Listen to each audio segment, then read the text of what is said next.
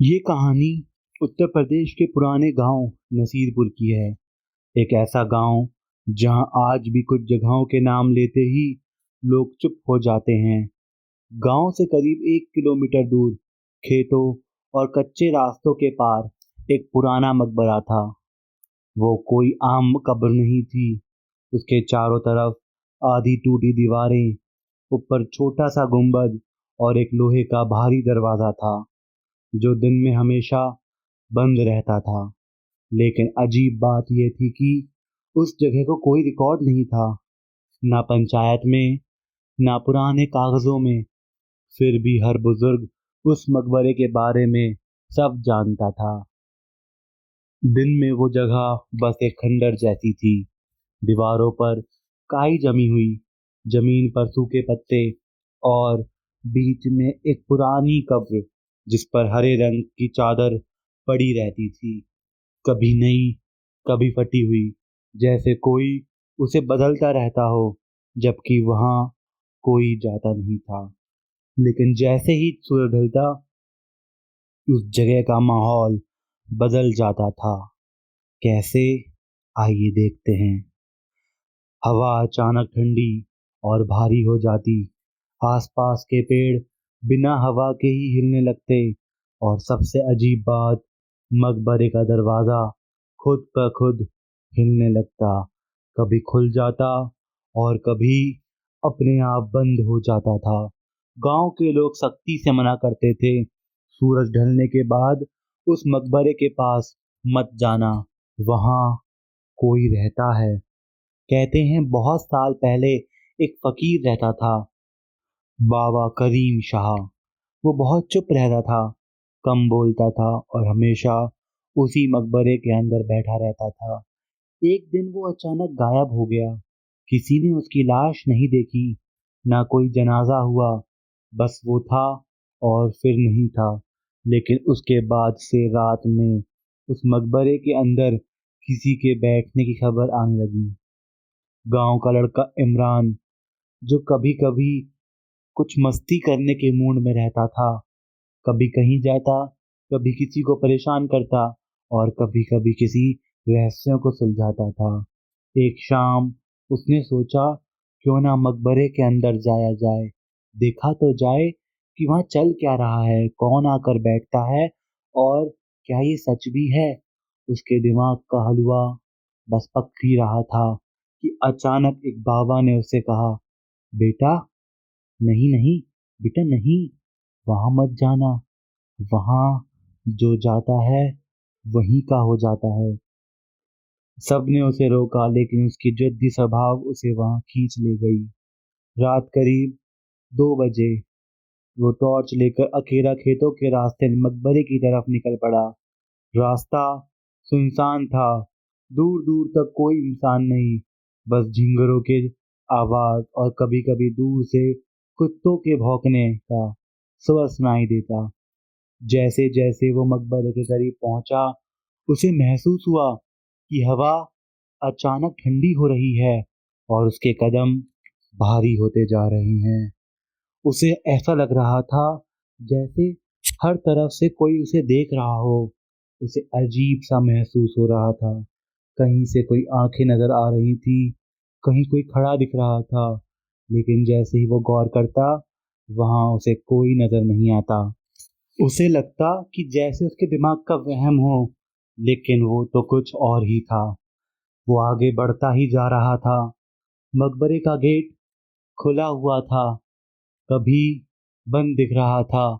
उसमें से रोशनी झांक रही थी और कभी वो रोशनी अचानक गायब हो रही थी। इमरान को लगा जैसे कोई अंदर है और कोई मजाक कर रहा है, वो डराना चाहता है। इमरान को थोड़ा सा डर भी लग रहा था, लेकिन उसके दिल की जिज्ञासा उसे अंदर खींच ले गई। जब वो मकबरे के सामने पहुंचा, उसका दिल जोर से धड़कने लगा। दरवाजा अपने आप धीरे धीरे करके खुल गया। अंदर से हल्की रोशनी आ रही थी, जैसे किसी ने दिया जलाया हो। इमरान ने गहरी सांस ली और अंदर कदम रखा।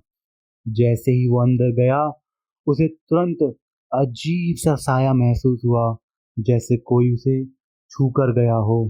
अंदर की दीवारों पर अजीब अजीब निशान बने थे, जैसे किसी ने नाखूनों से खरोंचा हो। जमीन पर धूल जमी थी, लेकिन बीच में कब्र के पास मिट्टी साफ थी, जैसे वहां कोई रोज बैठता हो। और सच में वहां कोई बैठा था, एक आदमी, अजीब से कपड़े, उसका सिर झुका हुआ था और बिल्कुल स्थिर। इमरान के कदम वहीं रुक गए। उसने डरते हुए कहा, कौ, कौन हो आप? कोई जवाब नहीं। फिर धीरे धीरे वो आदमी खड़ा हुआ। वो धीरे धीरे करके मुड़ने लगा, और जैसे ही इमरान की आंख उसके चेहरे पर पड़ी, इमरान सहम गया। उस आदमी का चेहरा ही नहीं था, चेहरे पर अजीब सा जुल्फापन था, और उसकी आंखें अजीब तरह से लाल हो रही थी, जैसे उनमें खून भरा हो। उसके आगे की तरफ के कपड़े के हर जगह पर इमरान का चेहरा छपा हुआ था, और वो लिख रहा था बार बार, इमरान तू आ गया, इमरान तू आ गया। आदमी ने धीमे से बोला, बेटा आ गया तू, बेटा आ गया तू। और उसने धीरे धीरे अपना सिर उठाया, और उसका चेहरा बस देखना इमरान के बस का नहीं था।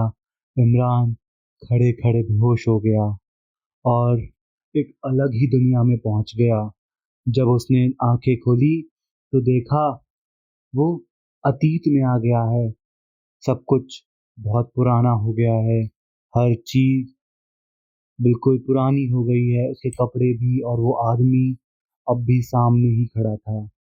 वो इमरान से कह रहा था, तेरा ही इंतजार था, चल मेरे साथ चल।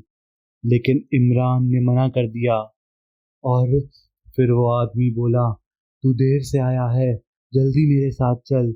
उसकी आवाज में गूंज थी, जैसे कई लोग एक साथ बोल रहे हों।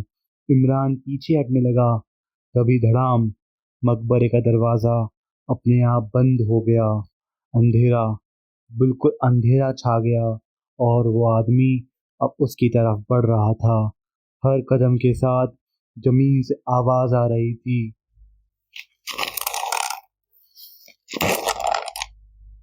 उसके पैर जमीन को छू नहीं रहे थे, बल्कि घसीट रहे थे। इमरान ने भागने की कोशिश की, लेकिन उसके पैर जैसे जकड़ लिए गए। उसने चारों तरफ देखा, उसे कुछ नहीं दिखा, सिर्फ अंधेरा। और एक चीख के साथ उस आदमी ने इमरान की गर्दन पकड़ ली और इमरान की गर्दन को अलग कर दिया। अगली सुबह जब कुछ गांव वाले मकबरे के पास से गुजर रहे थे, तो वहां उन्हें इमरान के कपड़े मिले, और मकबरे के पास उसका सिर, और सब देखकर डर गए। तब से गांव के लोग उस मकबरे से दूर ही रहते हैं।